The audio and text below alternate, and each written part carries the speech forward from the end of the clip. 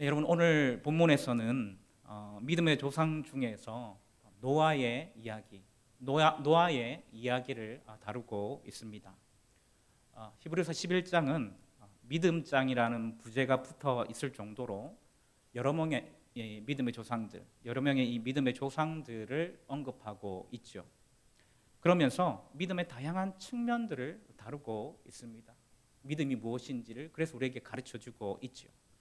예를 들면 5절에서요 에녹에 대한 이야기를 다루고 있다는 것을 알 수가 있는데, 제가 이 에녹에 관련된 설교는 한 1년 정도 전에 제가 설교를 한 적이 있습니다. 여러분, 이 에녹의 믿음을 특징 짓는 중요한 키워드가 있습니다. 여러분, 그게 무엇일까요? 5절에서 말하는 것처럼요, 이 에녹이 하나님을 기쁘시게 하는 자라 하는 증거를 받았다라는 것입니다.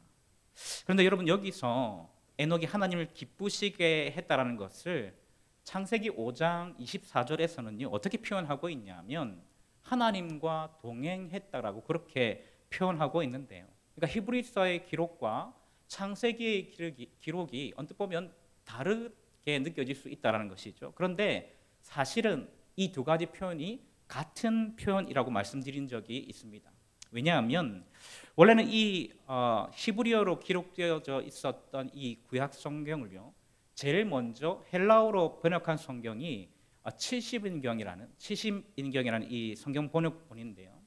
거기에서 이 창세기 5장 24절의 이 하나님과 동행했다는 이 부분을 하나님을 기쁘시게 했다라고 번역했기 때문입니다.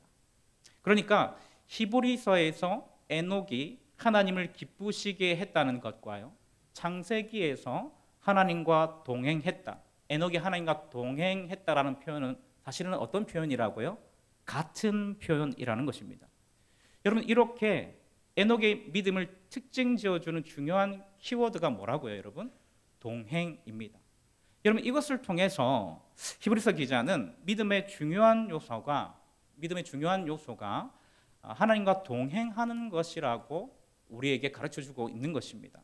사랑하는 여러분, 2024년을 시작하고 이제 3일 정도가 지나가고 있는 이 시간에 저는 저와 여러분들이 에녹과 같이 하나님과 동행하는 삶을 살 수 있기를 주님의 이름으로 축복합니다. 그래서 우리의 삶을 통해서 하나님을 기쁘시게 해드리는 2024년이 될 수 있기를 주님의 이름으로 축복합니다. 자, 그렇다면 여러분, 오늘 본문에 나오는 믿음의 조상 누구라고요, 여러분? 노아입니다. 이 노아의 믿음을 특징 지어주는 중요한 키워드는 무엇일까요? 여러분, 오늘 본문을 한번 보시면요 이렇게 말하고 있습니다. 경외함으로 방주를 준비하여 그 집을 구원하였으니, 이렇게 말하고 있죠. 여러분, 여기에 주어가 무엇입니까?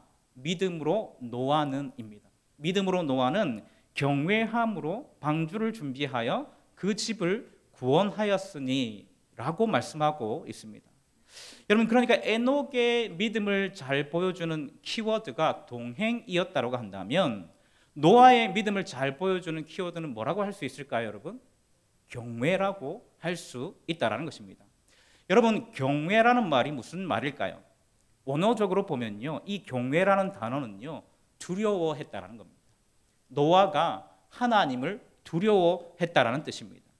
그런데 이 두려움은요 하나님을 무서워해서 두려워했다는 의미가 아니라요, 노아가 하나님을 무서워해서 두려워했다는 의미가 아니라 하나님에 대한 경이로움을 가지고 하나님을 존경하는 마음을 가지고 하나님을 두려워했다라는 것을 의미하는 것입니다. 그게 바로 경외라는 것이죠. 여러분, 왜 노아는 하나님에 대한 경이로움을 가지고 하나님을 두려워했을까요? 하나님을 경외했을까요? 그 이유를 오늘 본문에서는 이렇게 말씀하고 있습니다. 믿음으로 노아는 아직 보이지 않는 일에 경고하심을 받아, 이렇게 말하고 있습니다. 여러분, 이게 노아가 하나님을 경외한, 하나님을 두려워한 이유입니다. 노아가 아직 보이지 않는 일, 미래의 일을 말하는 것이겠죠. 이 미래의 일에 대해서 하나님의 말씀을 받았던 것이죠. 여러분, 노아가 받은 하나님의 말씀 무엇일까요? 창세기 6장에 보면 잘 나와 있는데요, 여러분 11절 말씀 우리 다 같이 한번 읽어보실까요? 창세기 6장 11절 다 같이 있습니다. 시작. 그때에 온 땅이 하나님 앞에 부패하여 포악함이 땅에 가득한지라. 17절도 같이 읽어보겠습니다. 시작. 내가 홍수를 땅에 일으켜 무릇 생명의 기운이 있는 모든 육체를 천하에서 멸절하리니 땅에 있는 것들이 다 죽으리라. 이렇게 말씀하고 있죠. 여러분, 이게 히브리서 11장 7절에서 말하고 있는 노아가 하나님으로부터 받은 경고의 말씀입니다. 하나님이 죄로 가득 찬 이 세상을요, 옛날 번역본에 보면 죄로 관영한 이 세상을 홍수로 심판하신다는 그 말씀을 노아가 받았던 것입니다. 그런데 여러분, 노아의 입장에서 여러분 이 말씀을 믿기가 쉬웠을까요? 어려웠을까요? 여러분, 사실은 믿기 어려운 말씀이었습니다. 왜냐하면 이 일이 노아의 시대 이전까지 일어난 예가 없었기 때문입니다. 더군다나 하나님은 노아에게 어떤 명령까지 같이 주셨습니까? 이 홍수 때에 구원을 위해 필요한 무엇을 만들라고 명령하셨어요? 방주를 만들려고 그렇게 명령하셨습니다. 그것도 각종 새들과 짐승들이 각 종류별로 탈 수 있을 정도로 큰 배를 만들라고 명령하셨죠. 여러분, 창세기 6장 15절에서 16절 말씀을 보면 이것이 잘 나와 있는데요, 제가 한번 읽어드리겠습니다. 내가 만들 방주는 이러하니 그 길이는 300규빗, 너비는 50규빗, 높이는 30규빗이라. 거기에 창을 내되 위에서부터 한 규빗에 내고 그 문은 옆으로 내고 상중하 3층으로 할지니라. 이렇게 말씀하고 있습니다. 여러분, 여기서 하나님은 노아에게 고페르 나무와 역청으로 방주를 만들라라고 그렇게 명령하시면서요, 구체적인 설계도를 주고 계십니다. 그래서 구체적인 구조와 이 방주의 구조와 크기를 정해 주셨는데요, 여러분, 방주의 내부는 이 상중하로 그렇게 나누어서 3층 구조로 만들라고 그렇게 말씀하십니다. 그리고 이 방주의 총 길이가 얼마라고 말씀하고 있냐면 300규빗이라고 그렇게 말씀하고 있습니다. 여러분, 규빗이라고 하는 것은요, 길이를 재는 단위예요. 길이를 재는 단위. 여러분, 이 규빗, 한 규빗이 얼마 정도냐면요, 성인 남성의 이 팔꿈치에서부터 중지 끝까지를 의미합니다. 여러분, 대략적으로 이 길이가 미터법으로 환산하면 얼마 정도 되냐면요, 50cm 정도 됩니다. 그러니까 300규빗이면요, 미터법으로 환산하면 몇 메다가 될까요? 몇 메다가 될까요? 예, 150m가 되는 것입니다. 여러분, 넓이는 몇 규빗으로 하라고 말씀하고 있어요? 50규빗입니다. 50규빗. 여러분, 그러면 미터법으로 환산하면 몇 메다가 될까요? 25m입니다. 잘 아시네요. 높이는 30규빗으로 만들려고 하고 있거든요. 미터법으로 환산하면 얼마가 되죠? 예, 15m가 됩니다. 그렇게 방주를 만들려고 그렇게 말씀하고 있습니다. 여러분, 딱 들어봐도 여러분 어마어마한 규모라는 걸 알 수 있겠죠. 여러분, 길이가 150m면요, 여러분 축구장 이 길이가요 한 100m 정도 되거든요. 그러니까 이 축구장 넓이에, 이 길이에 한 1.5m 되는 정도라고 할 수 있습니다. 여러분, 이해를 돕기 위해서 제가 이미지 몇 장을 좀 준비를 했는데요, 여러분, 이게 방주의 사진입니다. 여러분, 이 사진은 성경에 나오는 노아의 방주를요, 미국의 한 창조과학 단체에서 복원한 것입니다. 미국의 켄터키주의 윌리엄스타운이라는 곳에 만들어져 있는데요, 저는 한 번도 가보지 못해서 어디인지 잘 모르겠는데, 여러분, 그곳에 있는데 여러분 딱 봐도 어때요? 크죠? 규모가 엄청나죠? 여러분, 사람 크기와 비교하면 이 방주가 엄청난 크기라는 것을 알 수 있습니다. 여러분, 다음 사진을 넘겨주시면, 여러분, 이게 이제 방주의 길이를 알 수 있는, 대략적으로 감안해 볼 수 있는 사진인데요, 여러분 딱 봐도 엄청난 규모이지 않습니까? 여러분, 그런데 이 방주를 복원하기 위해서 얼마나 많은 사람들이 동원되었는지는 알 수 없지만요, 제가 이 자료를, 기사를 검색해서 찾았거든요. 근데 그 기사에는 몇 명이 동원되었는지에 대해서는 안 나와 있더라고요. 그런데 여러분, 이 방주를 만들기 위해서 소요된 시간은 나와 있습니다. 몇 년 정도가 걸렸을 것 같습니까? 몇 년 정도가 걸렸을 것 같습니까? 기사에 보니까요, 6년이 소요되었다고 합니다. 여러분, 비용은 얼마 정도 들어갔을 것 같아요? 한번 물어보시죠. 내 돈 아닌데 뭐, 그죠? 비용이 얼마 정도 들어갔을 것 같아요? 여러분, 이 기사에 보니까 여러분 그때 당시에 1억 달러 정도가 들어갔다고 합니다. 그러니까 지금 우리 환율로 계산하면 얼마죠? 한 1,300억 정도 되는 그런 비용이 들어갔다는 것입니다. 여러분, 또 이 노아의 방주는요, 과학적으로 굉장히 안전한 구조를 가지고 있습니다. 현대의 그 대형 선박을 설계할 때에요, 사용하는 그 설계 비율, 황금비라고 얘기를 하는데 이 길이에 비해서 넓이 또 높이가 얼마 정도 되는지를 이제 따져서 이 비율로 이제 이 배가 안전한지 아닌지를 알 수 있는데 이 노아의 방주의 모형을 만들어서 한 연구소에서 연구를 해봤다고 합니다. 그랬더니요 높이가 43m 정도 되는 파도에도 견딜 수 있을 정도로 이 노아가 굉장히 안정적으로 설계되었다라고 그렇게 결론 지었습니다. 여러분 한번 생각해 보십시오. 노아는 하나님이 말씀하신 이 두 가지 말씀, 그러니까 하나님이 그전에는 한 번도 본 적이 없는 홍수로 세상을 멸하시겠다는 것과요, 또 그때를 대비해서 큰 방주를 만들라는 말씀을 충분히 말도 안 되는 일로 생각했을 수도 있었습니다. 그렇지 않습니까? 저 같으면 그렇게 했을 것 같아요. 그런데 놀라운 것은요, 노아가 이 하나님의 말씀을 믿음으로 받았다는 것입니다. 허황된 일로 여기지 않고요, 우스갯소리로 여기지 않고요, 이 하나님의 말씀을 믿음으로 받았다는 거예요. 그래서 오늘 본문에서는 이렇게 말씀하고 있습니다. 믿음으로 노아는 아직 보이지 않는 일에 경고하심을 받아 경외함으로 방주를 준비하여, 이렇게 말하고 있습니다. 여러분, 노아는 하나님의 말씀을 믿고요, 경외함으로 방주를 만들었습니다. 여러분, 얼마 동안 만들었을까요? 시간이 얼마 정도 걸렸을까요? 학자들 사이 여러 가지 의견이 있지만요, 그래도 공통적으로 적어도 100년 정도는 걸렸을 것이라 그렇게 보고 있습니다. 여러분, 그 100년 동안 노아는 경외함으로 하나님의 말씀을 믿고 방주를 계속 만들었습니다. 여러분, 어떻게 이런 일이 가능했을까요? 어떻게 보면 내가 잘못 들었나 보다라고 생각할 수도 있는 시간이지 않습니까? 여러분, 1년이 아니에요. 50년이 아니에요. 100년입니다. 100년. 그 기간 동안 도저히 홍수가 날조금 보이지 않고요, 또 100년 동안 아무리 다른 사람에게 하나님의 뜻을 설명해도, 여러분 생각해 보십시오. 100년 동안 노아가 방주만 만들었겠습니까? 방주만 만들었겠어요? 여러분, 그 큰 방주를 만드는데, 여러분 방금 사진에서도 보셨지만 여러분 멀리서도 보이는 크기이지 않습니까? 여러분, 그 큰 방주를 만드는데 사람들 눈에 안 띄었겠습니까?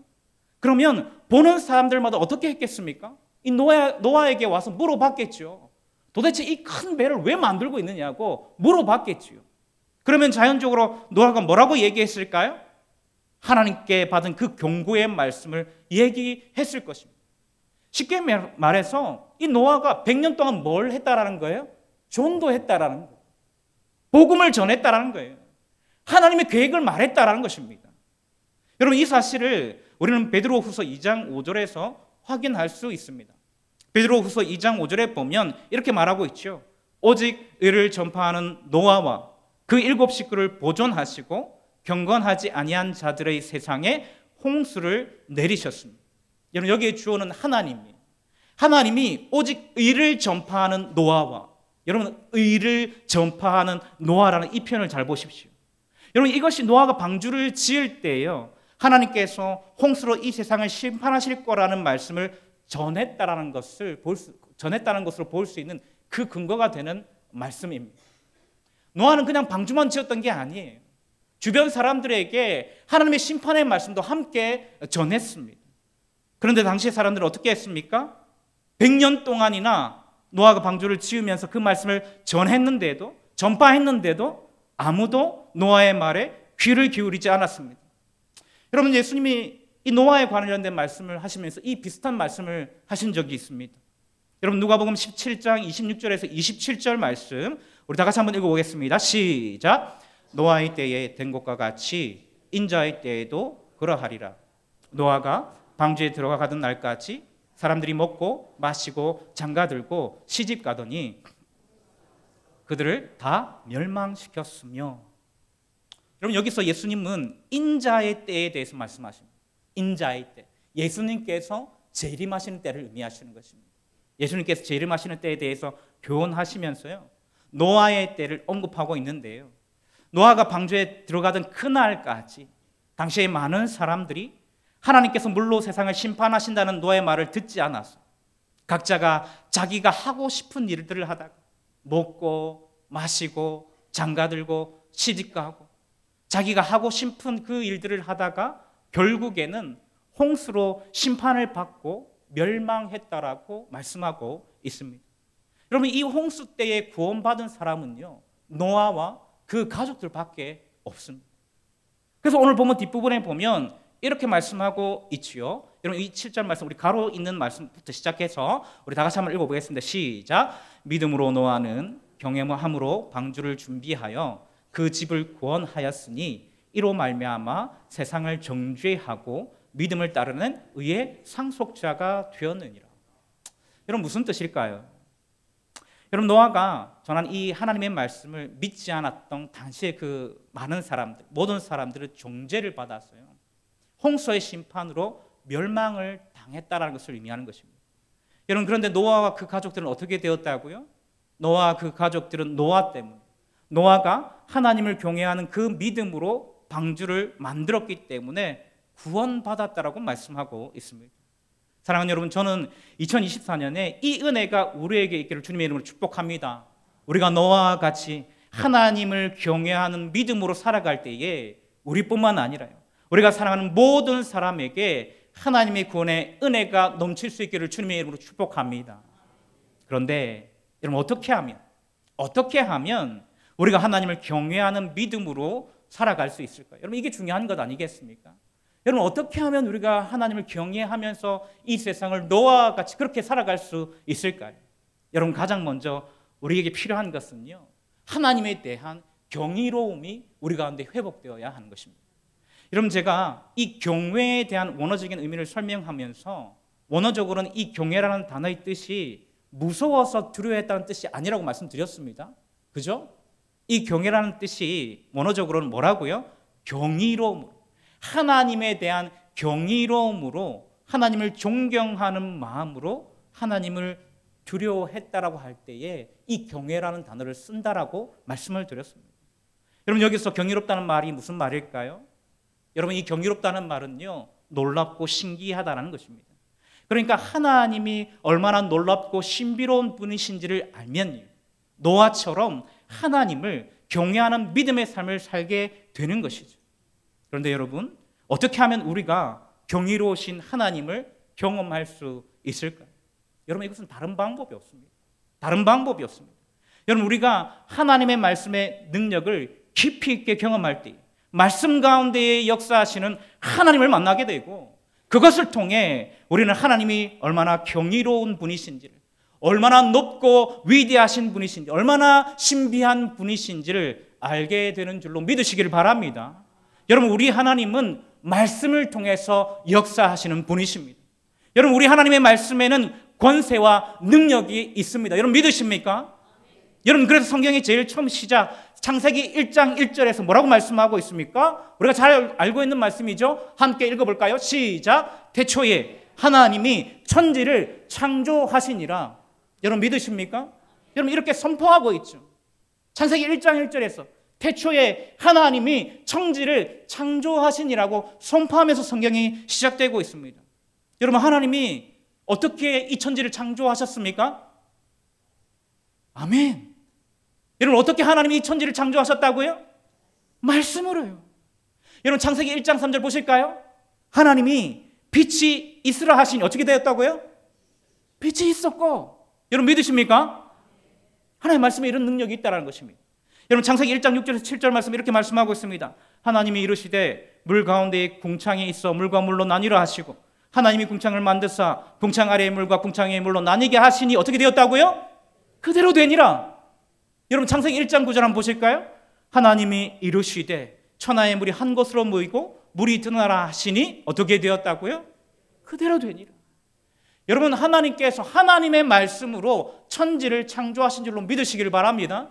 여러분, 그렇기 때문에 하나님의 말씀에는 능력이 있습니다. 하나님의 말씀에는 권세가 있는 것입니다. 여러분, 또 한번 볼까요? 여러분, 에스겔을 잘 아시죠? 여러분, 에스겔 선지자인데, 여러분, 이 에스겔서 37장에 보면 여러분, 이 에스겔이 환상을 보게 되죠. 하나님이 뼈가 가득한 골짜기로 에스겔을 데려가셨어요. 이 에스겔에게 물으시죠. 에스겔서 37장 3절에 보면 인자야, 이 뼈들이 능히 살 수 있겠느냐, 그렇게 물으십니다. 그리고는 에스겔에게 하나님의 말씀을 대언케 하십니다. 그랬더니 어떤 일이 벌어져요?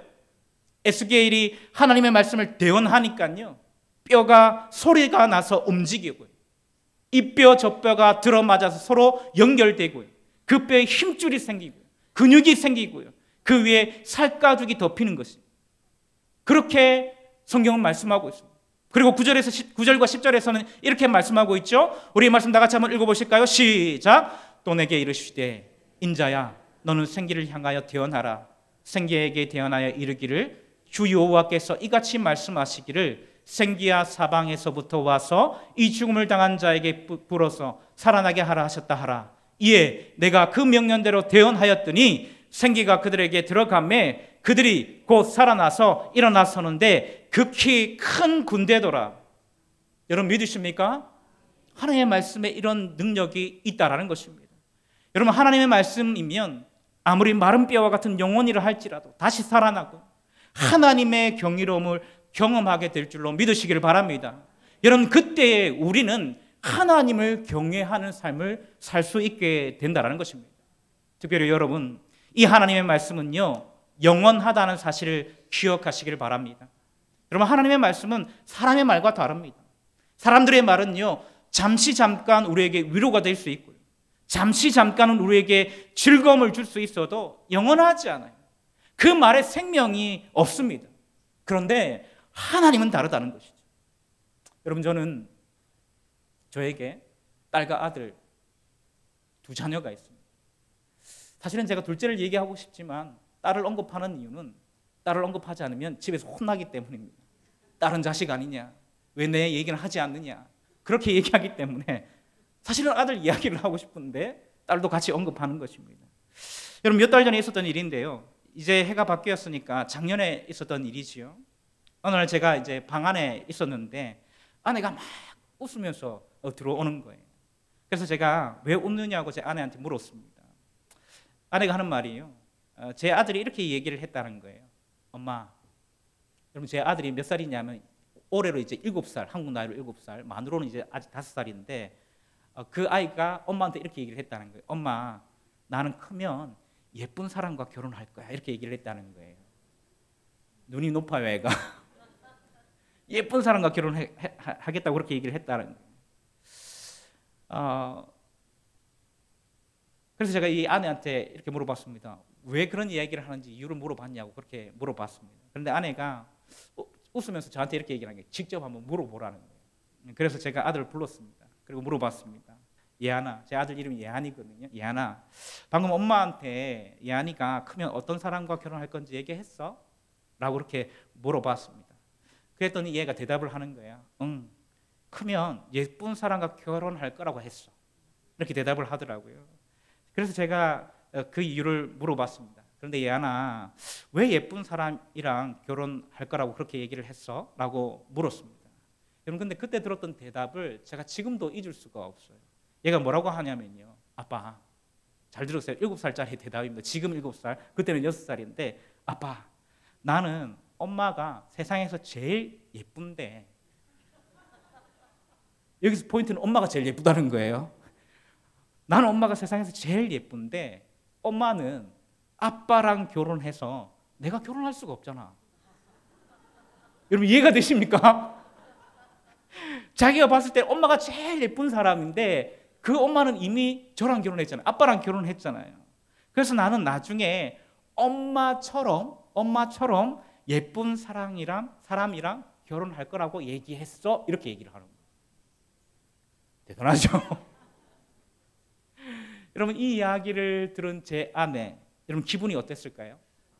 뭐 말해서 뭐 하겠습니까? 여러분 제가 옆에서 살짝 봤는데요, 입이 옆에 이렇게 귀에 걸렸더라고요. 여러분 그 다음 날에 봤더니요, 제 아들에 대한 이 반찬이 달라지더라고요. 용돈이 달라지고요. 그래서 제가 깨달았습니다. 아, 저렇게 하면 되는구나. 저렇게 하면 되는구나. 제가 그렇게 했는데 잘 안 먹히더라고요. 그런데 여러분 이 아내가 이 아들의 그 말을 얼마나 행복해하는지요. 얼마나 행복해하는지. 여러분 그런데 우리 애가 엄마가 세상에서 제일 예쁘다고 생각하는 그 마음, 나는 나중에 엄마같이 그렇게 예쁜 사람하고 결혼할 거라는 그 말이 여러분 언제까지 갈까요? 지금 7살인데요. 한 5년 정도 갈까요? 10년 정도 갈까요? 넉넉 잡아도 여러분 20년이면 안 바뀌겠습니까? 그죠? 여러분 이렇게 사람의 말을 통해서는요, 우리가 잠깐은 위로를 얻을 수 있을지는 모르지만, 잠시 잠깐 행복할지는 모르겠지만 그 말이 영원하진 않아요. 그 말을 통해서 우리가 생명을 얻을 수는 없다라는 것입니다. 그러나 하나님의 말씀은 다릅니다. 하나님의 말씀은 달라요. 여러분 하나님의 말씀은 영원히 변하지 않고요, 우리에게 생명과 능력이 되는 줄로 믿으시기를 바랍니다. 여러분 그렇기 때문에 이 말씀 위에 우리가 믿음의 기초를, 우리의 믿음의 기초를 세워야 하는 것이죠. 그때에 우리의 믿음이 견고하게 세워졌어요. 흔들리지 않는 것입니다. 어떤 풍파가 와도 흔들리지 않고 견고하게 주님을 붙들면서 주님을 의지하면서 살아갈 수 있게 되는 것입니다. 그때 우리는 하나님이 어떤 분이신지를 알고 하나님의 경이로우심을 찬양하면서 하나님을 경외하는 삶을 살게 되는 것입니다. 사랑하는 여러분, 말씀을 정리하겠습니다. 여러분 올해부터 우리 교회에서는 리딩 지저스라는 프로그램을 가지고 통독을 진행합니다. 종교인 통독 운동을 진행합니다. 담임 목사님께서도 매주 설교 때에 통독이 진행되는 본문에 맞추셨어요. 설교를 이렇게 진행하실 거고요. 좀 더 이제 깊이 있게 이 말씀을 알기를 원하시는 분들을 위해서 다음 주부터 매주 수요일 예배 후에 리딩 지저스 강좌를 열었어요. 통독이 진행되는 성경 본문을 심도 있게 배우게 될 것입니다. 이외에도 새롭게 시작하는 말씀 훈련 프로그램이 있습니다. 사랑하는 여러분, 올해에는 다른 무엇보다 우리의 믿음을 말씀의 기초 위에 세우는 저와 여러분들 될 수 있기를 주님의 이름으로 축복합니다.